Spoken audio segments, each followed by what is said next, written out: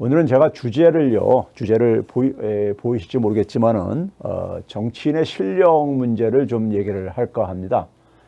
정치인의 실력 문제를요. 이게 정치인의 실력 문제가 왜 중요하냐면요. 저는 기본적으로 노무현 대통령님이 얘기한 사람 사는 세상, 그리고 문재인 대통령님께서 말씀하신 기회가 평등하고 과정이 공정하고 결과가 정의로운 세상, 같은 말이라고 저는 생각을 하는데요.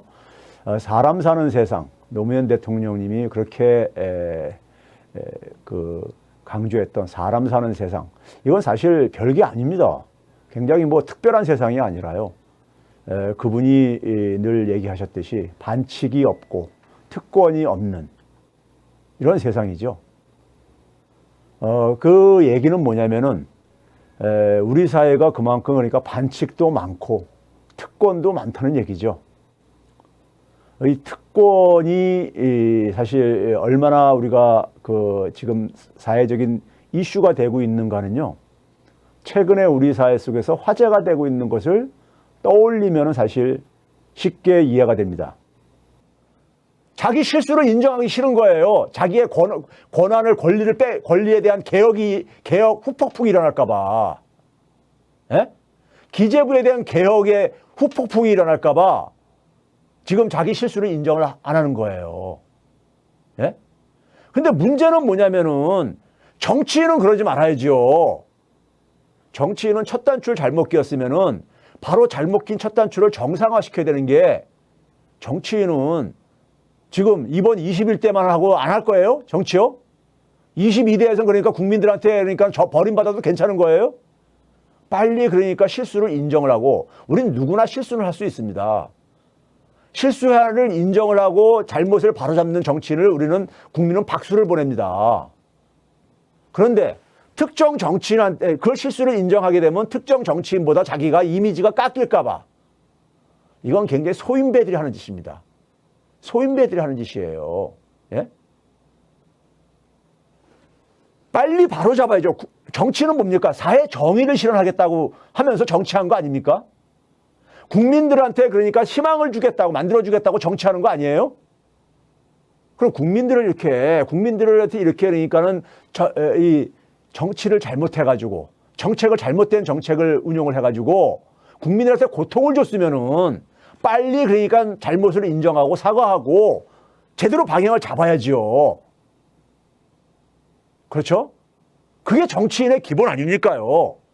작년엔 자기가 실력이 없어가지고 제대로 판단을 못했어요. 그럼 뒤늦게라도 제대로 방향을 잡아야지요. 예? 국민한테 버림받는 정치인은 비참합니다. 국민한테 버림받는 정치인은요. 자, 그런 점에서 지난 1년 동안에 우리는 굉장히 소중한 경험을 한 거예요. 굉장히 많은 비용을 지불하고요. 즉, 어느 정치인이 실력이 있는지 없는지를요, 우리는 판단할 수 있는 소중한 기회와 시간을 가졌던 겁니다. 예? 국민들이 그거를 판단해 줄 수는 있어야 되는 거예요. 국민들은 누가 자기들의 그러니까는 지금 시대가 불안하잖아요. 이 불안한 시대를 우리가 비유하자면요, 어떤 거냐면 안개가 자욱하게 끼어 있는 겁니다. 앞에 우리가 차를 몰고 가는데 안개가 자욱하게 끼어 있어 보세요. 그러면 운전에 굉장히 힘들잖아요. 어디서 뭐가 튀어나올지, 앞에 어떤 게 있을지 이게 분별이 안 될 정도로요. 그럴 때 그 방향을 안내해 주는 만약에 불빛 같은 게 보인다면은 얼마나 그러니까는 우리는 마음의 안도를 갖게 됩니까? 그렇죠? 정치인은 바로 뭡니까요? 정치인은 저는 어떻게 정의하냐면요, 보통 사람들이 미래에 대해서 희망을 갖게 해주는 것이에요. 저는 경제는 보통 사람들의 마음을 편안하게 해주는 것이고, 정치는 보통 사람들의 보통 사람들이 미래에 대해서 희망을 갖게 해주는 것이라고 봐요. 미래라는 건 뭡니까요? 앞으로 도래할 세상인 거예요. 그래서 정치인은 뭐냐면 시대 흐름을 읽을 수 있는 능력이 필요한 겁니다. 지금처럼 빠르게 시대가 바뀌고 있는, 과거하고는 전혀 다른 세상이 도래하고 있는 이런 시기에는 정치가들한테는요, 특히 어떤 능력이 필요하냐? 새로운, 그러니까 우리가 창조적인 정책 개발 능력이 필요한 거예요. 왜? 과거하고 전혀 다른 시대가 지금 전개되고 있잖아요. 근데 과거에 썼던 정책이 똑같이 이걸 쓰면 작동이 되겠어요? 예? 우리가 농업사에 썼던 정책을 산업사의 정책으로 쓰면 이게 작동이 되겠냐고요. 코로나 이전하고 코로나 이후는 전혀 다른 세상이라고 하면서 코로나 이전에 그러니까 썼던 정책을 코로나 이후에 쓴다면은 이게 작동이 되겠냐고요. 예? 즉 뭐냐? 이런 전환기에는요, 정치인한테 굉장히 중요한 역량은 뭐냐? 새로운 정책을 개발할 수 있는 역량인 거예요. 그동안에 안 해봤었던, 즉 창조적인 정책 개발 역량이 굉장히 중요합니다. 촛불 시민들은요, 4기 민주정부를 이끌 함장으로서, 함장은 바로 그런 창조적인 정책을 개발할 역량이 있는 사람을 뽑아야 되는 겁니다. 그래야지만이 국민들이 그러니까는 소위 말해서 불안을 그러니까 우리가 해소시켜 줄 수 있는 것이고요. 우리 자녀들이 희망을 갖고 살게 해줄 수 있는 거예요. 그 정도는 촛불 시민이 해야 되는 겁니다. 그 역할도 안 하면요, 정치인들 또 다른 특권층이 돼가지고 자기들 멋대로 합니다. 예? 제가 그랬잖아요. 제가 더불어시민당 만들어서 잠깐 현실 정치에 몸담아 보니까 정치인들이, 국회의원들도요, 3번, 배지 한 3번 이상 달면, 어떤 분은 2번 이상만 달아도요, 벌써 귀족화가 돼버려요. 예? 특권층이 된다 이겁니다. 그거를 끊임없이 그 사람들을 그러니까는 계속해서 초기의 마음을 유지하게 하려면요, 촛불 시민들이 계속해서 눈을 부릅뜨고 선택을 제대로 해줘야 되는 거예요. 촛불 시민들을 무서워하게 만들어야 되는 거예요. 촛불 시민들을 무서워하게 만들어야 되는 겁니다. 그래야지 정치인들은, 왜? 다음에 그러니까 또 당선되려면은 촛불 시민들의 심판을 받아야 되잖아요. 예? 촛불 시민들의 심판이 무섭게 느끼게 해야 되는 겁니다. 촛불 시민이 그러려면 어떻게 됩니까? 어떤 지도자가 실력이 있는 지도자인지 이걸 해줘야 되는 겁니다.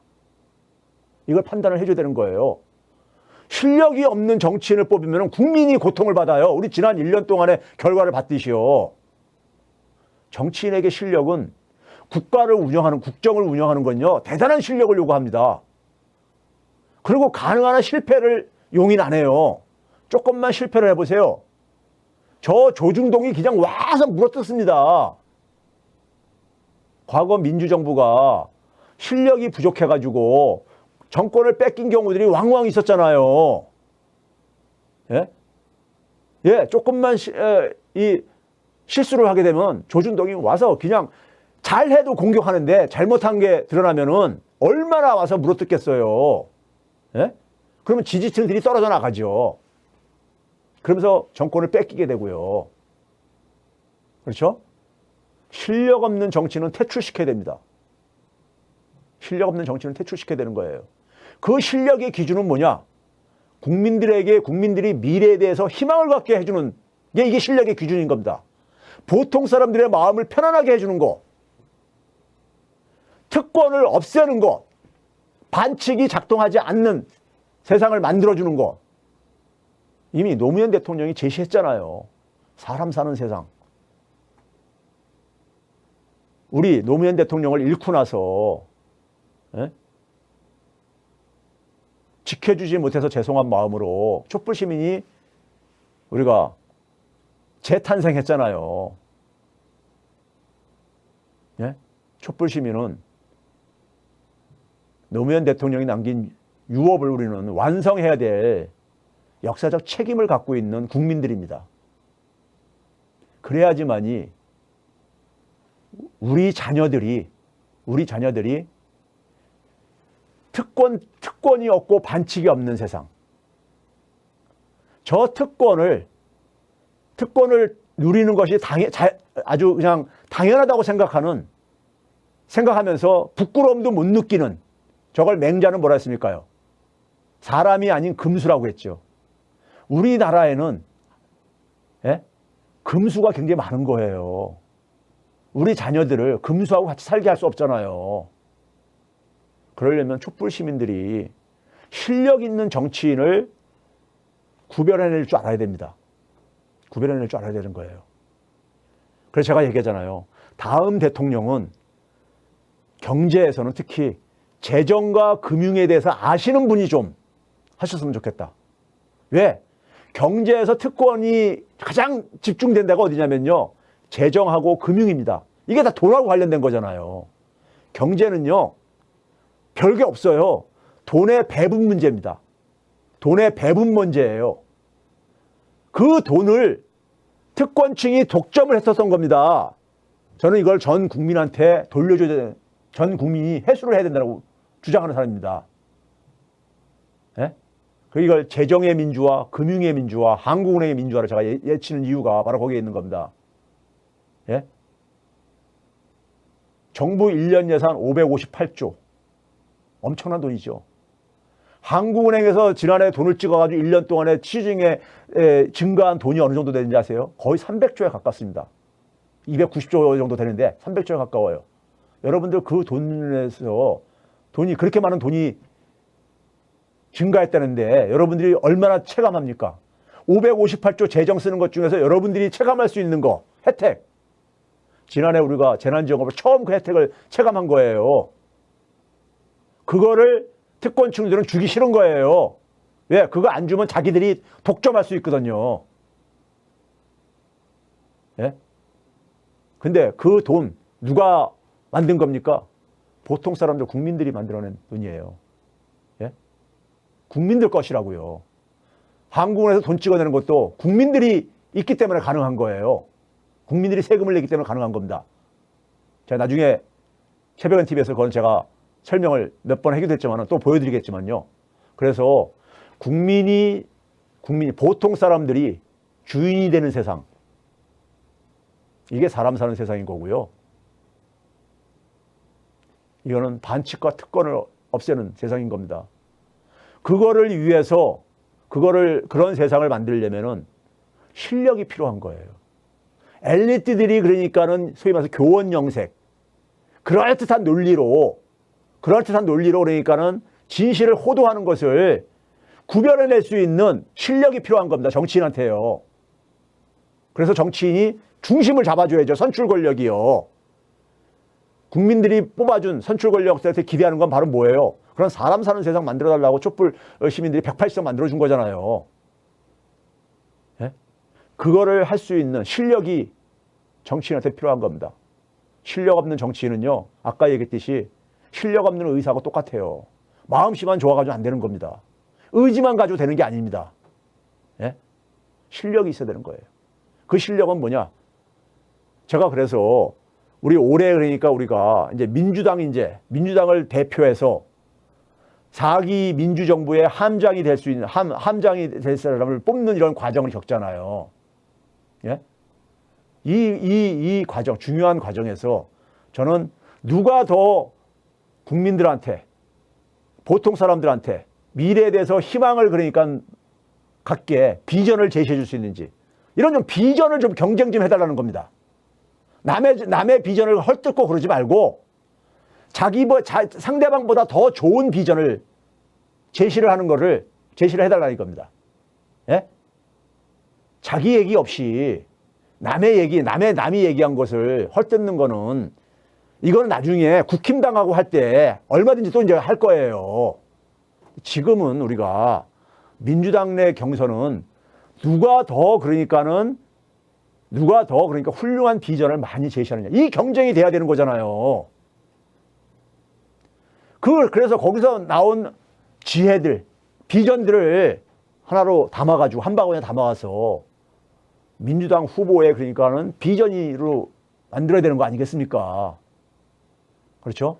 여러분들이 민주당의 소위 정치인들, 지도자가 되겠다는 분들이 서로 헐뜯고 할 때 촛불 시민들이 과감하게 옐로우 카드를, 레드 카드를 보내줘야 됩니다. 예? 옐로우 카드, 레드 카드를 들어줘야 되는 거예요. 하지 말라고. 그렇죠?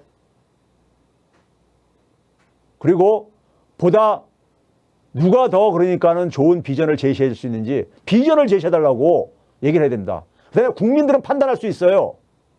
국민들이 어느 비전이 국민들이 그러니까 희망을 갖게 해줄 수 있는 비전인지 국민들 판단에 맡겨요. 그리고 제발 좀 서로 비방 공격하지 마시고, 예? 우리 이 아름다운 적어도 민주당 당내 그러니까 우리가 과정은 그런 과정을 거쳐야 된다고 저는 생각합니다.